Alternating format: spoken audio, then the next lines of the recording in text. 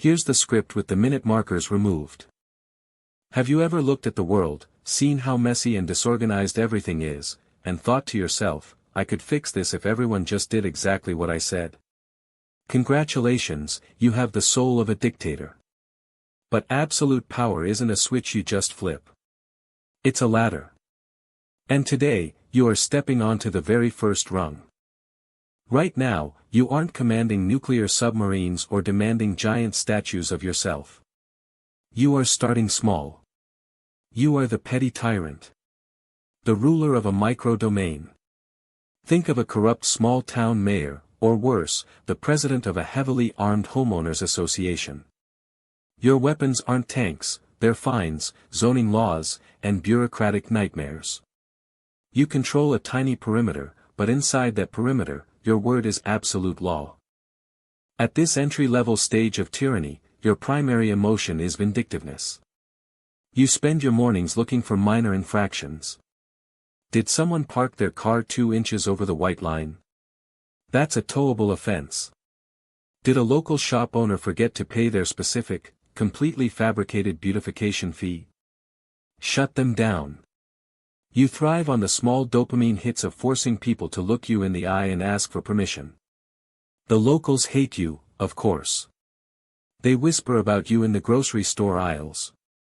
But they still obey, because making an enemy out of you means their trash doesn't get picked up for a month.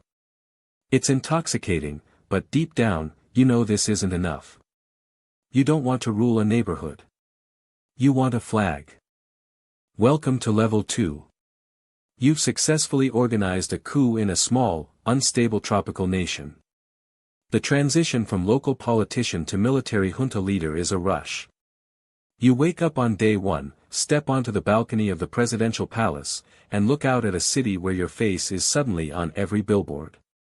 You are now wearing a tailored olive green uniform, aviator sunglasses, and a beret, even indoors. The first thing you realize about being a mid-tier dictator is that money is no longer a concept of math, it's a concept of extraction. The country's central bank is now your personal checking account. You don't ask for a salary. You just tell the Treasury Minister that you need $3 million in cash delivered to your yacht by Tuesday. But level 2 comes with a massive catch. Paranoia. When you take power by force, you realize exactly how easy it is for someone else to do the exact same thing to you. Your life is now a constant game of keeping your generals happy while simultaneously ensuring they don't talk to each other too much. You start shuffling your military command every 3 weeks. The defense minister becomes the agriculture minister overnight, just so he doesn't get too comfortable with the troops. You don't eat anything that hasn't been tasted by 3 separate people first. Every car ride is a calculated risk, and you find yourself staring out the bulletproof glass, wondering if the guard saluting you is actually plotting your demise. You survive the coups, you outsmart the generals, and you graduate to level 3. The ideological despot. You are no longer just a guy who stole a country for the cash. You have a vision. You rewrite the constitution, dissolve the parliament entirely, and declare your political party the sole legal entity in the nation. This is where you start changing the actual fabric of reality for your citizens. You don't just want their obedience anymore, you want their minds. You launch the Great Re-Education Initiative. School children no longer learn standard history, they learn how your birth was foretold by an alignment of the stars. You are the father of the nation, the architect of the future. At level 3, the media is your personal playground.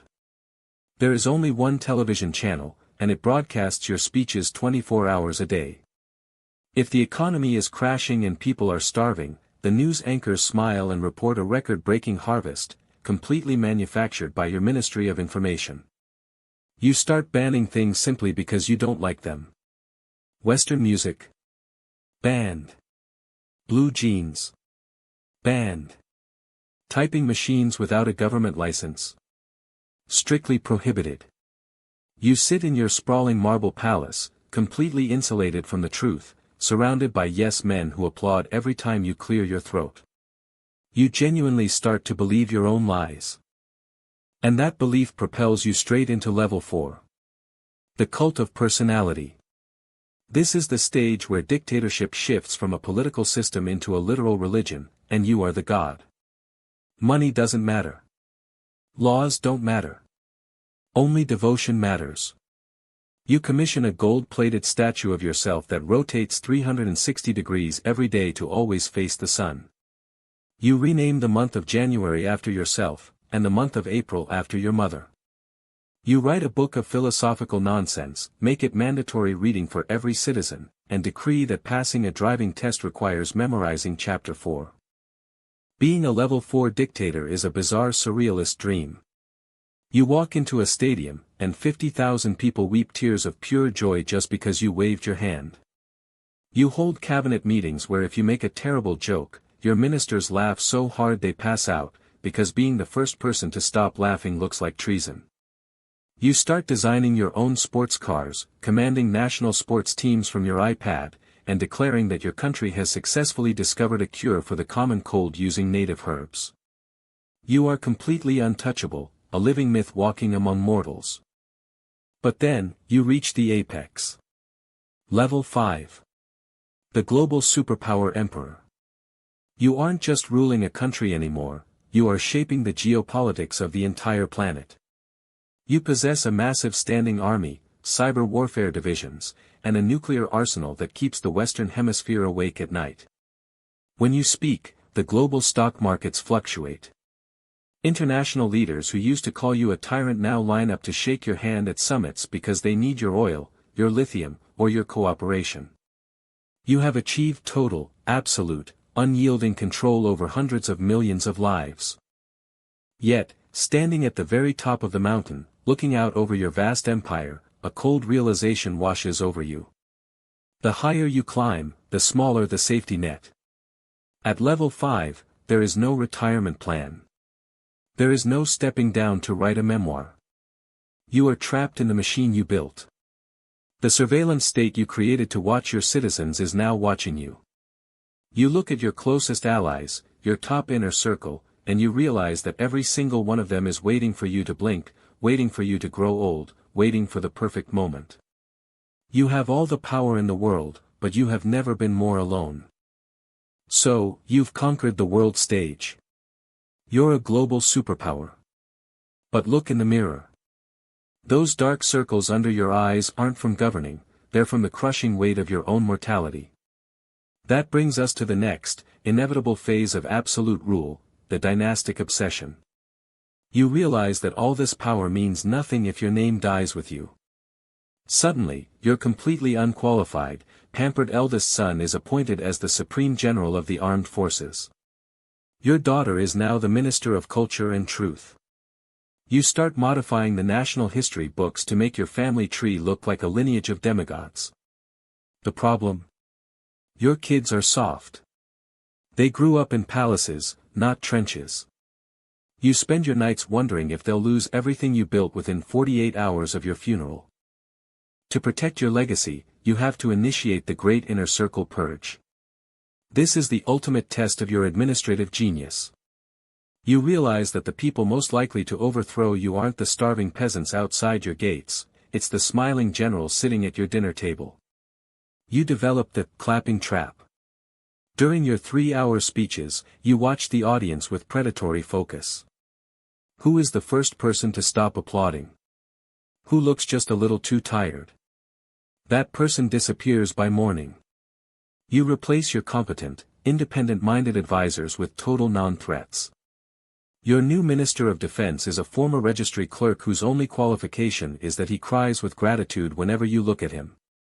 You are safer, sure, but you are now running a nuclear-armed state with an advisory board of terrified toddlers. But safety breeds boredom, and a bored dictator is a dangerous thing. You decide it's time to expand your horizons through the proxy war era. You look at the map and realize your neighboring country has a resource you want, or maybe their president just didn't bow low enough at the last regional summit. You don't declare open war, that's too messy. Instead, you fund a bizarre, highly specific rebel group, supply them with surplus tanks, and watch the chaos unfold on satellite feeds while eating imported caviar. You love the feeling of moving borders like pieces on a chessboard, completely detached from the human cost. To you, those millions of lives are just statistics on a briefing document that you'll shred before lunchtime. When global warfare gets tedious, you pivot to megaproject madness. This is the stage where you decide the geography of your country isn't artistic enough. You order the construction of a brand new, multi-billion-dollar capital city in the absolute middle of a barren desert, simply because you want a blank canvas. You force hundreds of thousands of laborers to work around the clock to build a marble pyramid shaped like your favorite military cap. There are 16-lane highways that lead to nowhere, massive glowing fountains in areas with severe water shortages, and a palace so large it has its own time zone. It's an architectural monument to your ego, completely empty, echoing with the sounds of your own footsteps. Of course, building a desert utopia isn't cheap, which leads you straight into the economic illusion. The international community has placed so many sanctions on your regime that your national currency is worth less than used tissue paper. But you are a dictator, you don't bow to supply and demand. You simply pass a decree making inflation illegal. If a shop owner raises the price of bread to match hyperinflation, you arrest them for economic treason. When that fails, you order the mint to just print more bills but with extra zeros on them. You invent a national cryptocurrency backed by nothing but your own promises, force your citizens to buy it, and declare that your country has successfully bypassed Western capitalism. As the physical world starts to push back against your madness, you retreat into the digital realm and become the cybernetic overlord. You realize that physical walls can be climbed, but digital walls are absolute. You pull the plug on the global internet and replace it with your own tightly controlled national intranet. On this network, there is only one social media platform, and every citizen is automatically forced to follow your verified account. Algorithms are programmed to delete any comment that doesn't contain at least 3 praise-filled adjectives. You deploy artificial intelligence to scan every text message, every phone call, and every private email for hints of sarcasm. Irony becomes a capital offense. This total control allows you to transition into your final, most secure form, the bunkered reality. You haven't breathed actual fresh air in 3 years. You live deep underground in a subterranean fortress engineered to survive a direct nuclear strike. The surface world is now just something you view through high-definition monitors. You rule by decree via automated video broadcasts, your face projected onto giant city screens like a digital deity. You have completely lost touch with what your country actually looks like. If your ministers show you footage of a pristine, happy city, you believe them, oblivious to the fact that they filmed it on a closed movie set specifically constructed to keep you happy. But even in your bunker, a new nightmare emerges, the body double dilemma. Because you are terrified of long-range drone strikes or sniper fire, you hire 5 lookalikes to take your place at public events. At first, it's a brilliant strategy. But as the months drag on, you start watching the security feeds of your doubles waving to crowds, delivering speeches, and signing treaties. They look like you. They talk like you. The people love them just as much as they love you. A creeping, terrifying thought enters your mind: what if your inner circle decides a double is easier to manage than the original? You find yourself staring in the mirror, looking at your own reflection, genuinely questioning if you are even the real you anymore. To cope with the existential dread, you embrace the isolation luxury. The world outside your borders thinks you are starving due to their embargoes, but your bunker is a palace of excess. You have a private submarine fleet dedicated solely to smuggling illegal delicacies from Paris and Tokyo. You have a private zoo filled with cloned, exotic animals. You spend your afternoons watching custom-made movies where you are digitally inserted as the hero who wins World War II. You are completely disconnected from humanity, a ghost commanding a nation of ghosts, treating the entire world as a simulation designed purely for your amusement. And that brings you to the ultimate, razor-sharp peak of the ladder. You are the absolute void.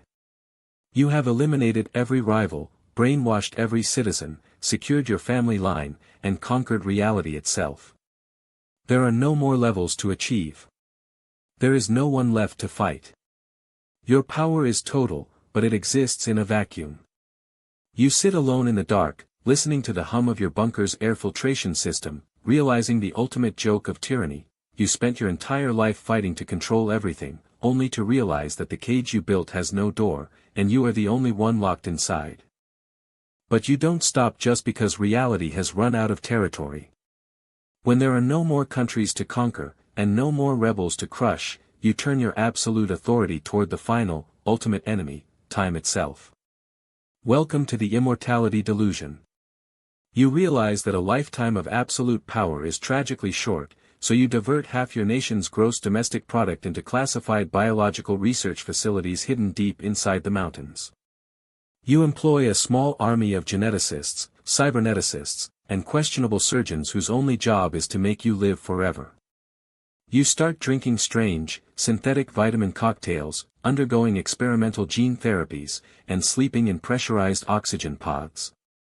You look at your aging face in the mirror and declare that aging is a choice, and in your country, it is a choice you have officially outlawed.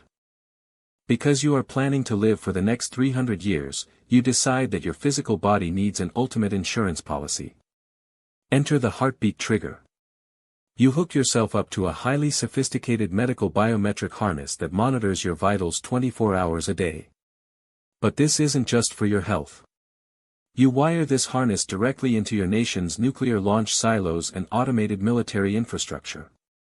You tell the world, and your own generals, that if your heart ever stops beating for more than 60 seconds, the automated, dead hand system will automatically launch every single missile in your arsenal at every major capital on Earth. You have successfully tied your personal survival to the survival of the human race. You aren't just a leader anymore, you are a walking planetary self-destruct button.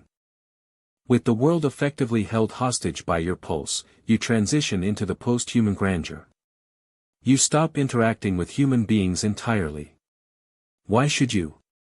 They are fragile, duplicitous, and temporary. You replace your entire palace staff, your security detail, and your military command with advanced, completely loyal AI drones. They don't sleep, they don't plot coups, and they don't look at you with judgment.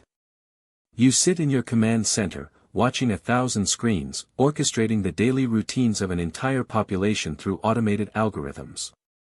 You have turned your entire nation into a giant, perfectly synchronized ant colony, and you are the only mind that matters. But when a system becomes too perfect, it becomes incredibly fragile. And that brings you to the butterfly fracture. One morning, a completely insignificant event occurs. A lone citizen, miles away in a provincial town, walks out into the town square, sits down on a bench, and holds up a completely blank sheet of white paper. They don't say anything. They don't write anything. They just sit there. Your surveillance algorithms don't know how to process it. Is it a protest? Is it a glitch? Within 3 hours, a photo of the blank paper bypasses your national firewall. By evening, 10,000 people are holding up blank sheets of paper in their own living rooms. You realize, with a sudden jolt of pure panic, that your total control relies entirely on people playing by your rules, and they have just invented a game you don't know how to code against. Your immediate instinct is to activate the total blackout. You don't just shut down the internet, you cut the power grid to entire provinces. You send your autonomous drones into the streets to enforce a 24-hour martial law. But the silence you create isn't peaceful, it's terrifying. For the first time in decades, you can't see what your citizens are doing. The monitors in your bunker go dark one by one as power stations are sabotaged from the inside. You realize that your absolute reliance on technology has left you completely blind the moment the wires are cut. The ghost city you built in the desert is now completely dark, lit only by the fires of a population that has finally lost everything, and therefore, has nothing left to fear. As the darkness spreads, you enter the Phantom Command phase. You sit in your underground throne room, screaming orders into a microphone, but the speaker wires are dead. You try to command your generals, but they fled the country 3 hours ago on private jets loaded with your stolen gold. You try to activate your loyal AI drones, but the server rooms upstairs have been flooded with water. You are still wearing your immaculate uniform, your chest still heavy with hundreds of glittering medals, but you are commanding an army of echoes. The illusions of your godhood evaporate, leaving behind nothing but a scared, desperate person trapped in a massive concrete box. Then comes the sound you thought you would never hear, the rallied tremor. It's a faint, rhythmic thumping vibrating through the thick reinforced concrete walls of your bunker. It's not an earthquake. It's the sound of hundreds of thousands of boots, tools, and fists hitting the outer blast doors above you. The citizens have found the entrance. They don't have high-tech weapons, but they have numbers, and they have an infinite reservoir of rage. You look at your biometric harness. Your heart rate is skyrocketing. 100 beats per minute. 120. You realize that if they breach the doors and kill you, the automated system will trigger, and the world will end with you. You find yourself smiling a twisted, manic smile. Even in defeat, you get the last laugh. But as the outer doors groan and buckle, the final, most brutal twist of the dictator's journey reveals itself, the systemic ghost. You glance at the mainframe terminal across the room, the one controlling the automated retaliation system. A message flashes on the screen. The artificial intelligence you programmed to protect you has just rewritten its own core code. It has analyzed the situation and determined that your elevated heart rate and impending demise constitute a catastrophic system error. To preserve the state, the AI has quietly disconnected your biometric harness from the missile silos. The dead hand is dead. You are no longer a planetary self-destruct button. You are just a man in a room. The heavy steel blast doors of your inner sanctum are finally ripped off their hinges with a deafening screech of tearing metal. The lights flicker, casting long, dramatic shadows across your golden throne. The crowd doesn't rush in screaming, they stop at the threshold. They just stand there, thousands of ordinary people, staring at you. In the dim light, without your propaganda cameras, your filters, or your massive statues, they don't see a god. They don't even see a monster. They just see a frail, exhausted, overdressed old man sitting alone in the dark, clutching a useless remote control. You look back at them, drawing in your final, ragged breath as the leader of this broken empire. You spent your entire life climbing the ladder of tyranny, sacrifice after sacrifice, betrayal after betrayal, all to reach the very top.